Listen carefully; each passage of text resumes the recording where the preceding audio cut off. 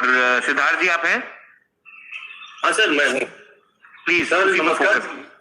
Sir, rail जो RRB का NTPC का एग्जाम हो रहा था, वो कोरोना की जो दूसरी लहर हुई उससे जो है कहीं ना कहीं प्रभावित है। तो ये क्या स्टेटस है, कब तक इसको यानी पूरा कर लिया जाएगा? और एक छोटा सा इसी से जुड़ा हुआ एक और है, जो एलएलपी और टेक्निकल कैटेगरी की जो भर्ती चल रही थी, जिसमें ट्रेनिंग होनी है, तमाम चीजें हैं, तो उसका क्या स्टेटस? क्योंकि अभी भी ट्रेनिंग कंप्लीट नहीं हुई है, तमाम लोग परेशान हैं।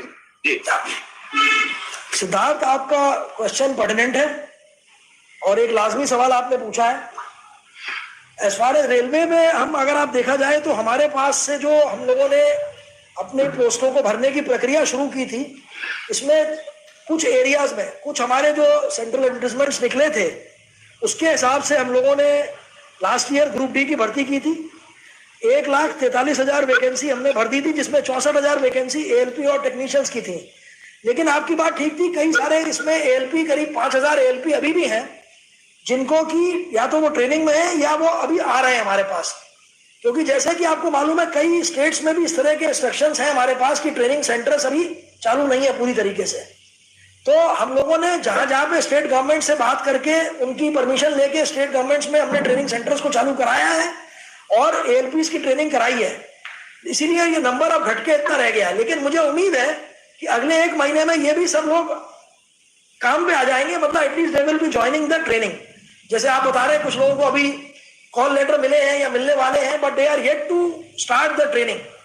तो जो माइंड में दुविधा रहती है वो खत्म हो गई है।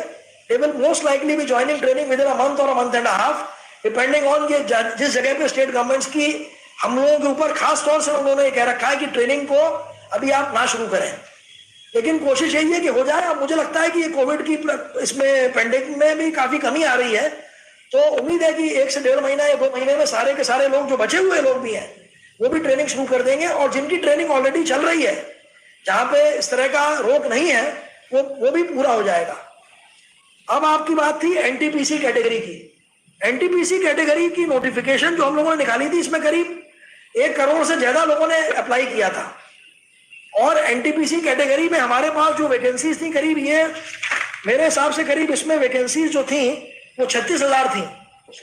इसमें करीब जो 1 करोड़ से भी ज्यादा लोगों ने अप्लाई किया था, उसमें करीब मैं कहता हूं 1 करोड़ के ही करीब लोगों ने एग्जाम अपीयर हो चुके हैं 7 फेजेस में।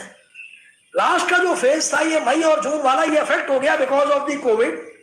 जैसे कि आपको मालूम है, एग्जाम आप कॉमन लेते हैं जगह जगह पे, एक ही टाइम पे, एक ही दिन में, तो वो संभव नहीं है। क्योंकि जैसे आपने सुना होगा, अभी सीबीएसई का एग्जाम है या बाकी जगह एग्जाम सब रुके हुए हैं। जैसे ही हमें क्लियरेंस मिलेगा तो हम ये जो बचे हुए लोग हैं, इनको भी हम बहुत जल्दी पूरा कर देंगे एग्जाम इनका। तो ये बेसिक एग्जाम इसलिए नहीं रुका है कि बेसिकली कोई और लिमिटेशन था। अगर होता तो हमने बाकी एग्जाम भी नहीं किया होता। तो अगर 1 करोड़ से ज्यादा का हम एग्जाम ले चुके हैं, ये इस बात का द्योतक है कि exam is held seriously, people are appearing. और मुझे उम्मीद है कि ये जैसे ही ये पेंडेमिक का मामला खत्म होगा, क्योंकि हर एक गवर्नमेंट का अपना अलग अलग है, ये जो आप जो करवा रहे हैं, ये इसका नोडल आरआरबी चेन्नई है जो इसको दिया गया है काम। तो वो सबसे पहले बात करते हैं आरआरबी से, स्टेट गवर्नमेंट से, कि कहाँ पे जहां हमारे सेंटर्स हैं वहां पे क्या व्यक्ति आ पाएंगे। हमारे पास इसके अलावा बहुत सारे रिक्वेस्ट कैंडिडेट के भी आते हैं आरआरबी में कि अभी हम किसी भी पोजीशन में नहीं है आने के लिए।